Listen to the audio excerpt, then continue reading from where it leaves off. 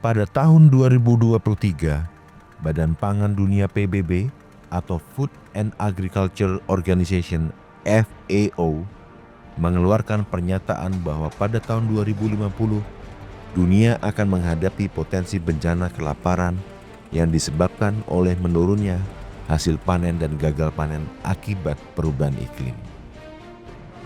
Perubahan iklim membuat suhu bumi naik dan mencairkan es di dua kutub dan menyebabkan permukaan air laut naik. Sejak tahun 2010, ancaman nyata perubahan iklim tersebut telah terjadi di pesisir utara Jawa. Beberapa desa di Demak dan Indramayu telah tenggelam akibat naiknya permukaan air laut. Namun, di tengah berita tentang ancaman ketahanan pangan dan bencana alam yang baru-baru ini terjadi di Sumatera, secercah kabar baik terdengar dari pedalaman Sukabumi. Sekelompok masyarakat adat Sunda di Kasepuhan Gelar Alam mampu menanam padi yang menghasilkan gabah yang tahan hingga ratusan tahun. Kami dari Investor Trust berangkat menuju Kasepuhan Gelar Alam untuk berbincang dengan Ketua Adat Kasepuhan Gelar Alam, Abah Ugi.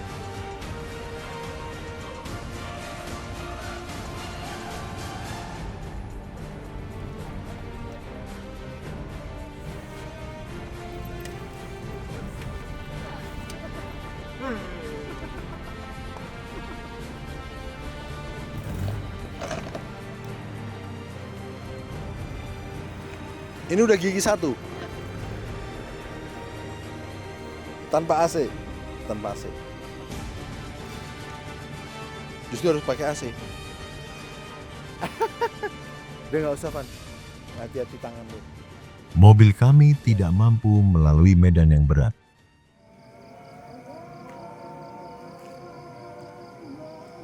Setelah sholat maghrib, kami berangkat menggunakan mobil milik penduduk setempat.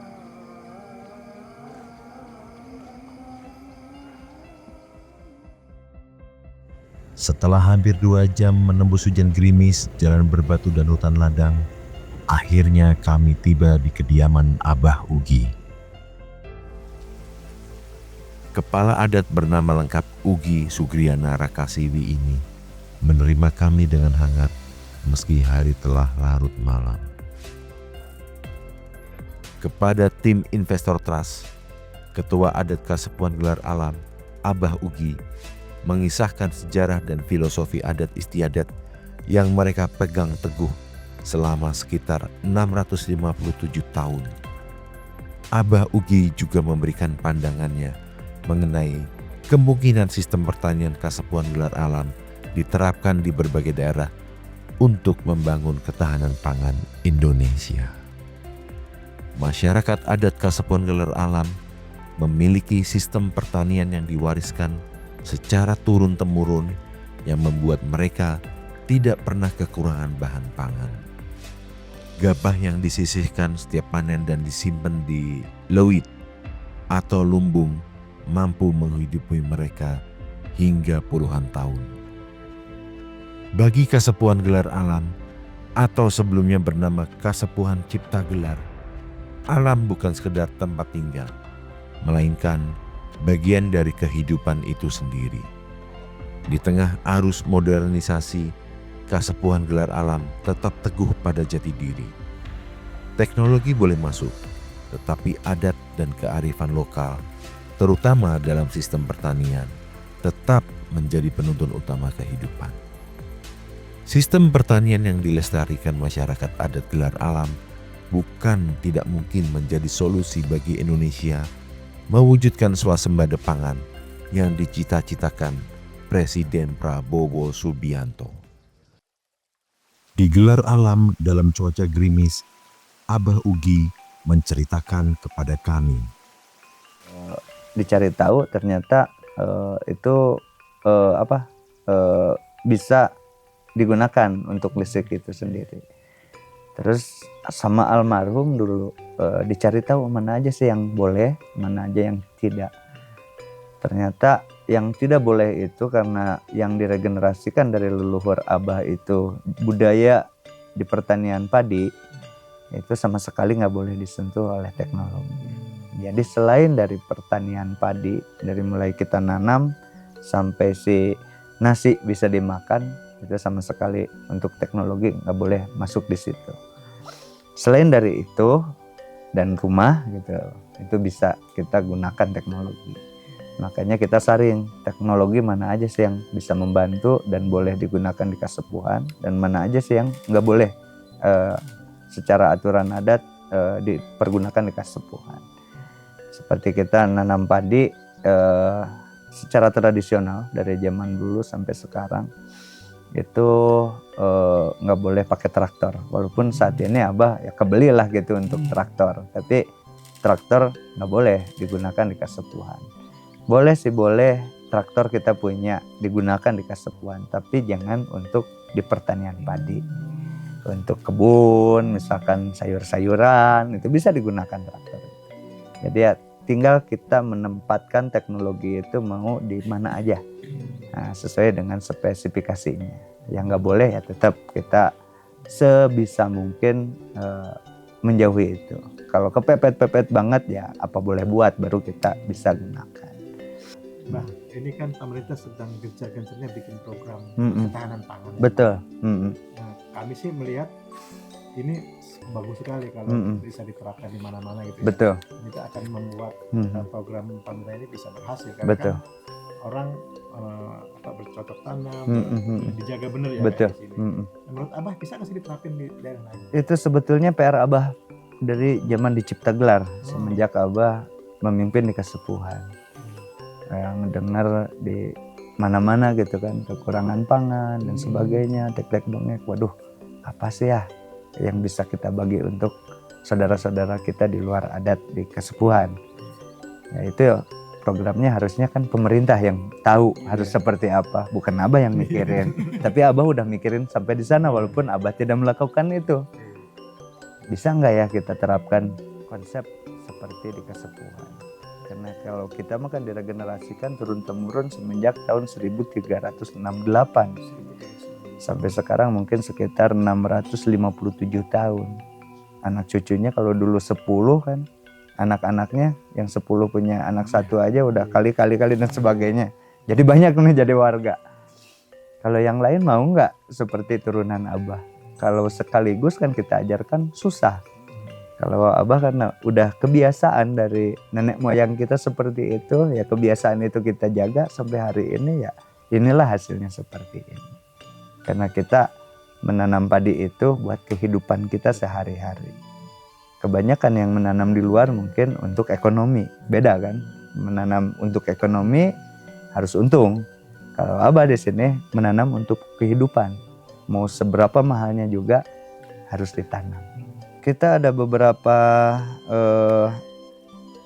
yang minta, salah satunya Bah, kita pengen konsep di Abah. Cuma kita nggak punya bibit, boleh nggak Bah dibagi? Ya kita ngasih bibitnya aja. Dan mereka terapkan konsep yang dilakukan seperti di Abah. Itu ada beberapa saudara kita. Alhamdulillah berhasil sampai sekarang. Dari masyarakat adat mana teh anu di Bandung kepelihan itu teh di Jogjanya, di Jogja, terus ada dari pesantren juga. Bah, kita punya masyarakat adat tapi kita punya anak-anak didik, punya santri.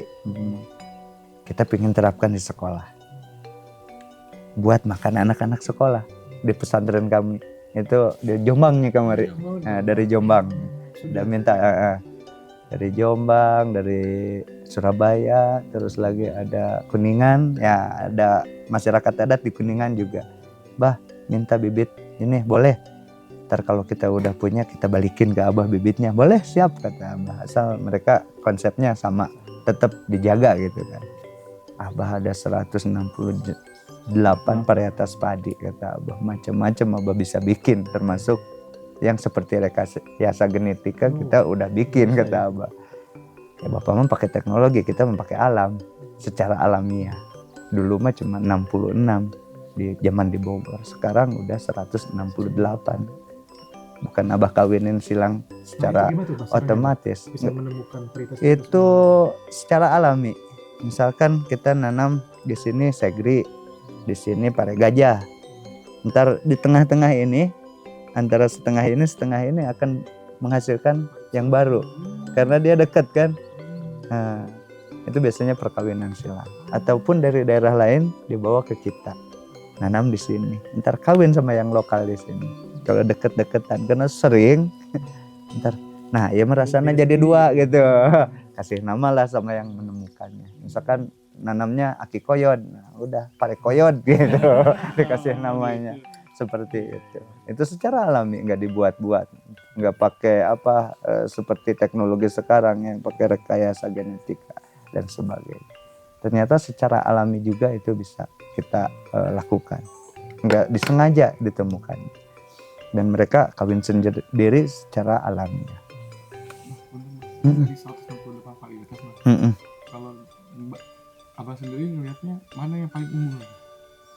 Varietas apa yang paling cocok untuk di sini atau untuk di daerah lain? Tiap tempat dia berbeda sendiri.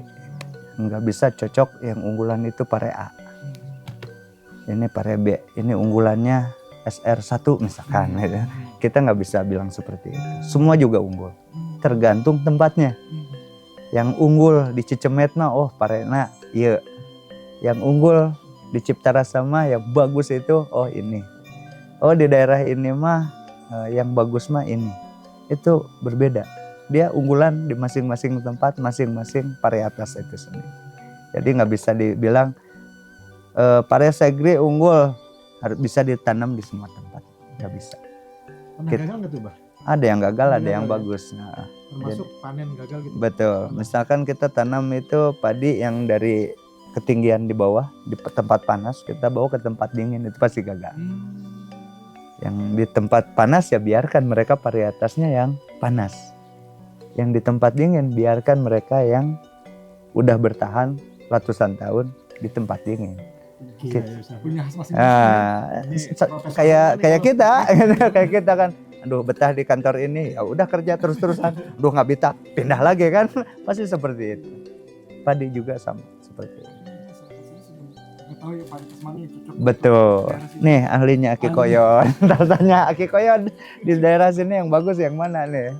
Di daerah ini yang bagus yang mana? Kalau yang belajar soal sistem pertanian, apa yang khasnya yang bisa mungkin ya kita diajari kepada kita gitu.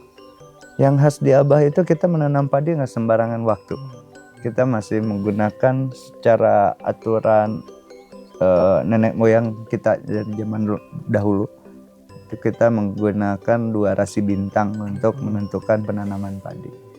Ada kidang sama ada kerti, itu yang menjadi tolak ukur kapan kita menanam padi. Kalau di kota mungkin ya kapanpun bisa nanam, udah panen tanam lagi gitu. Makanya kan ada yang panennya bagus, ada yang kurang gitu. Ya kata turunan Abah secara alamiah walaupun nggak ada hujan, ketika bintang kidang udah tepat di atas kita bagus itu subur untuk nanam. Walaupun lagi halodo panas dan sebagainya. Menarik ya. Pasti jadi itu. Karena ketika 2 bintang itu nggak ada, populasi hama lagi kawin-kawinnya. Nah, katanya seperti itu. Jadi ketika bintang kidang sama kerti ada di atas, hama itu sedikit. Jadi kita walaupun ini ya pasti bagus lah gitu di pertanian. Itu waktu itu yang Menentukan. Kidang sama kerti itu 4 bulan ada kelihatan di atas, 4 bulan dia di bawah, nggak kelihatan. Nah, hilang tuh, itu masa-masanya hama tuh banyak populasi. Ntar timbul lagi, turun lagi, terus saja. Dalam 1 tahun itu 2-3 kali berarti timbul tilem. Ini tanam sekali ya? Tanam 1 kali, karena kita kan bukan ekonomi. Kita menanam itu ya biar tanah juga kadar sari-sari makanan untuk tumbuhan itu enggak terus kita sedot. Mereka juga pengen istirahat, kita aja kalau nggak istirahat 1 hari kan capek. Ya alam juga sama, kalau nggak diistirahatkan pasti capek. Jadi minimal ada jeda. Diganti dulu sama tanaman pengganti yang lain. Entah itu sayur-sayuran, entah itu apa. Jadi alam juga tetap dia akan subur gitu kan ke depan. Nah kalau patokan kita kan yang awam ya, kalau ngitung keberhasilan panen tuh per hektar berapa ton gitu. Betul. Nah kalau di sini gimana? Seikhlasnya aja. Ilmu al-ikhlas yang dipakai. Nah, tapi rata-rata di kita antara 5 sampai 8 ton 1 hektar. Kalau kita dihitungkan dengan tonase. Ruginya itu di 5 tonan 1 hektar. Musim panas tuh. Mual ruginya 5 ton. Nuju halodo panjang dilegok sabaraha hari kayaknya. Turunnya setengah nasi. Saparapat. Turunan saparapat. Jadi kan 25% doang. Satu lagi soal Ya. kita kan sering baca tuh katanya di sini tuh panen sekian 10%-nya buat duit, sisanya buat sedekah. Tadi ngobrol juga Ada sedekah namanya. buat Jadi sedekah, gitu. kita mipit amit ngalam menta nganggo suci mangan halal. Yang dimakan itu harus yang halal. Ketika panen berarti kan ada jatah tikus di situ. Ada jatah alam juga di situ. Ada jatah adat istiadat, ada jatah yatim piatu.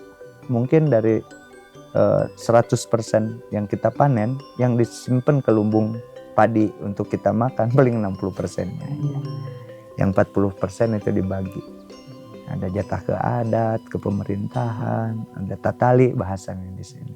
Betul. Artinya apa benar yang 95 tahun bahwa Usianya. usia apa berhasil? Usia padi bisa sampai ratusan tahun secara aturan adat. Karena di kita ada padi yang masih umurnya antara 6 sampai 7 bulan.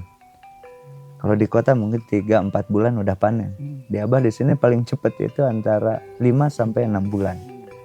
Bahkan ada yang sampai 7 bulan. Kalau zaman dulu kenapa kita nanam padi itu 1 tahun 1 kali? Konon katanya sampai 9 bulan. Seumur kita ibu mengandung. Nah, seumur itu. Berarti sekarang tuh ada padi yang umurnya Ada yang masih ditanam zaman Uyut gitu apa Bau? Bau ya Bang. berapa tahun? 300 tahun yang lalu mungkin. 300 di Lumbung Padi si Jimat. Itu Bau Abah yang nanam di Bojong. Dari makan tikus ya? Ya dimakan tikus ada. Ada yang Cuma nggak semuanya gitu, masih ada sisa buat kita. Udah kenyang atau tikus? Segitu banyak. Iya. Seperti itu. Makanya ada sampai ratusan tahun sebetulnya, enggak 52 tahun. Tapi itu masih berubah gabah. Gabah. Itu masih ada bungkusnya, gabahnya disebut. Itu gabah itu dipanen 3 tahun Yang lalu.